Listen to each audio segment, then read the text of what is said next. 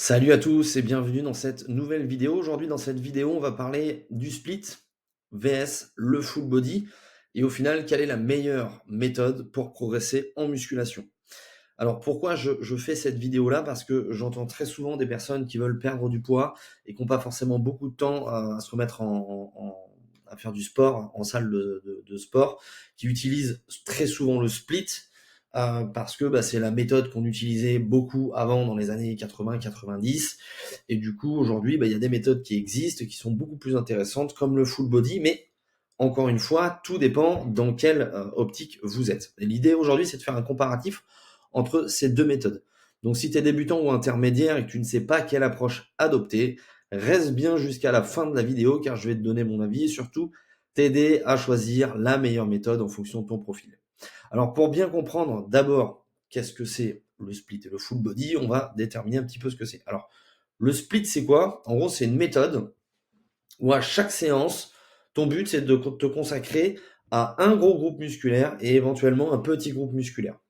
Donc là, j'ai fait une programmation tout à fait standard avec le lundi pec triceps, le fameux lundi des pecs triceps, mercredi dos biceps, vendredi jambes épaules ou même jambes tout court. Ça peut même être jambes cardio. Voilà, clac. Et ensuite, le dimanche, épaules, abdos pour finir. Alors, il y a plein de méthodes différentes. Ça peut être très bien le lundi, mardi, mercredi, jeudi. Ça peut très bien être le lundi, mardi, pause le mercredi, jeudi, vendredi. Voilà, ça peut être plein de choses. Mais en tout cas, voilà, partez sur le principe que l'idée, c'est de travailler qu'un groupe musculaire à chaque séance. Donc, sachant qu'on en a 4 gros, pec, dos, jambes et épaules. Et à partir de là, vous faites votre micmac dans votre semaine. Deuxième méthode, c'est la méthode full body. Alors cette méthode ici est utilisée par beaucoup de personnes, mais l'idée c'est qu'on travaille à chaque séance tous les groupes musculaires. Ok. Alors très souvent sur des exercices polyarticulaires, comme le squat, le développé couché, les tractions, tout ce qui est tirage de manière générale. Mais donc l'idée c'est vraiment de travailler ça à chaque fois. Alors il y en a qui sont en train de se dire ouais mais si je travaille tout à chaque fois ça va être hyper difficile, si je fais qu'un exercice je vais pas travailler assez. Oui, mais on va voir un petit peu quels sont les avantages après. Alors on revient sur le split. Quels sont les avantages et les inconvénients du split? L'avantage, le premier avantage, c'est qu'on peut cibler un muscle en profondeur avec un gros volume d'entraînement.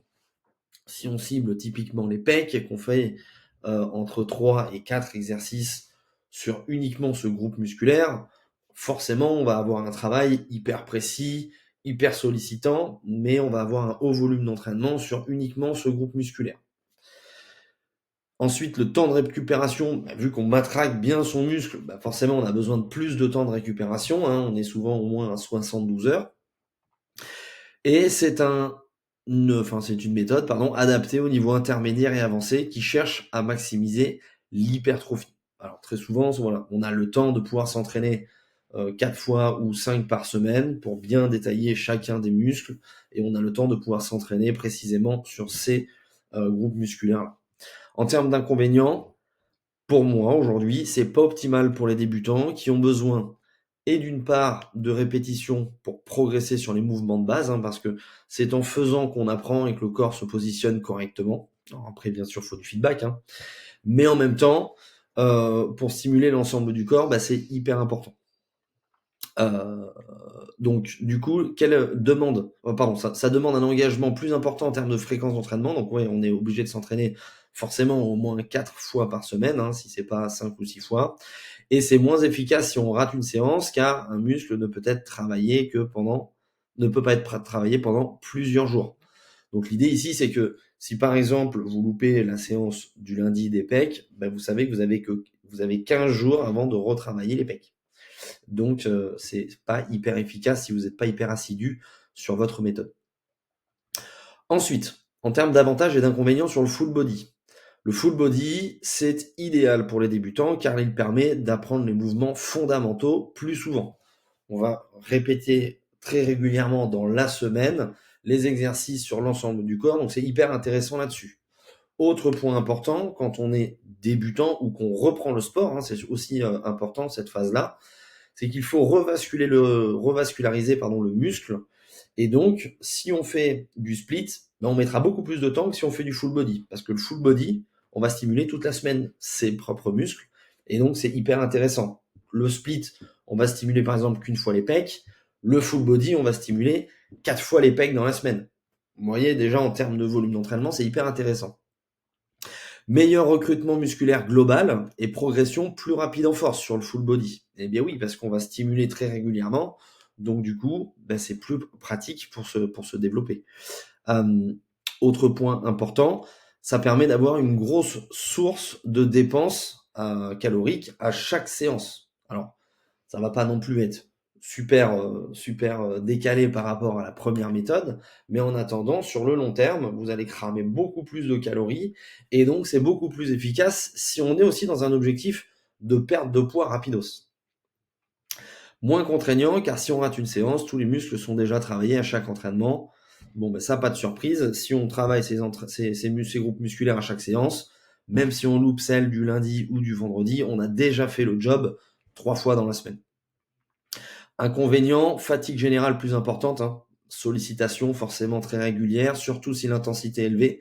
C'est là où il faudra forcément switcher de méthode, parce que si vous êtes par exemple sur une méthode où vous souhaitez plutôt prendre de la force, le full body à ce moment-là ne sera plus la bonne méthode, parce que vous ne pouvez pas être à fond tout le temps, tous les jours. C'est difficile à tenir sur du long terme pour ceux qui veulent augmenter le volume de leur entraînement. Bon, ça, bien évidemment, c'est sûr.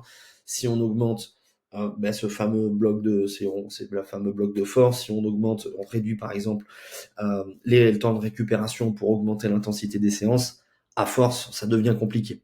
Et c'est moins spécifique si on veut développer un groupe musculaire en particulier, même si on peut quand même ajuster tout au long de la semaine les différents focus qu'on veut avoir sur son corps. Ok. Alors en termes d'avis aujourd'hui, quelle méthode choisir? Donc je vais vous donner mon avis. En gros aujourd'hui, si on est débutant ou qu'on reprend le sport, pour moi le full body, c'est non négociable, c'est la meilleure méthode qui permet de pouvoir progresser rapidement, de perdre du poids rapidement, sans se casser la tête. Donc ça c'est la base pour moi.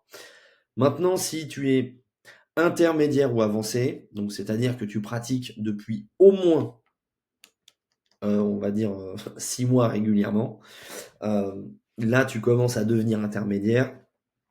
Ça peut être intéressant de basculer sur une autre option comme le split. Ça peut être cool. Surtout si tu cherches à maximiser le volume d'entraînement et à développer certains groupes musculaires en priorité. Parce qu'avec le split, on va pouvoir se focaliser beaucoup plus précisément sur un muscle. Maintenant, si on passe du full body directement au split, bon, ça fait quand même un gros pas pour moi. Et donc aujourd'hui, si tu veux une approche hybride, tu peux commencer plutôt à faire du full body dans un premier temps, half body dans un deuxième temps. D'ailleurs, si tu veux que je te fasse une vidéo là-dessus, n'hésite pas à me demander ou à écrire half body dans les commentaires. Donc là, le body, c'est une méthode où on divise en fait le corps en 2 séances. On va plutôt faire soit le haut, soit le bas du corps. Et ça permet tout simplement d'avoir un petit peu plus de volume en one shot sur des groupes musculaires. Quoi qu'il arrive, n'oubliez pas que l'important, c'est d'être régulier et de choisir une méthode adaptée à ton mode de vie et à ton niveau. Pas besoin d'aller chercher des méthodes abracadabrantes, de faire de l'unilatéral, de faire des choses hyper compliquées. Restez simple et restez efficace dans ce que vous avez à faire en fonction de votre objectif. Ça, c'est vraiment hyper important. Donc, si tu veux savoir comment faire, viens sur Instagram et à ce moment-là, viens dans les DM et moi, je te donnerai quelques tips pour pouvoir te positionner sur une méthode. Alors, si cette vidéo t'a aidé, pense à t'abonner, à liker pour me soutenir et me motiver à produire un petit peu plus de contenu. Ça fait toujours plaisir. Et ensuite, j'aimerais avoir ton avis là-dessus. Est-ce que toi, tu préfères le split ou le full body? Écris juste en dessous dans les commentaires quelle méthode toi tu l'utilises et pourquoi. Et sinon, c'était Alex et je vous dis à très vite pour une prochaine vidéo. Ciao, ciao.